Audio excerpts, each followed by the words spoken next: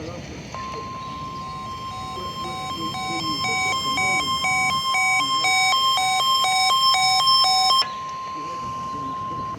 National Weather Service in San Diego has issued a required weekly test for the following areas in extreme southwestern California: Orange County, Riverside County, San Bernardino County, San Diego County, and the coastal waters from San Mateo Point to the Mexican border and out 60 nautical miles, including San Clemente Island. A test signal was broadcast to test the public warning system.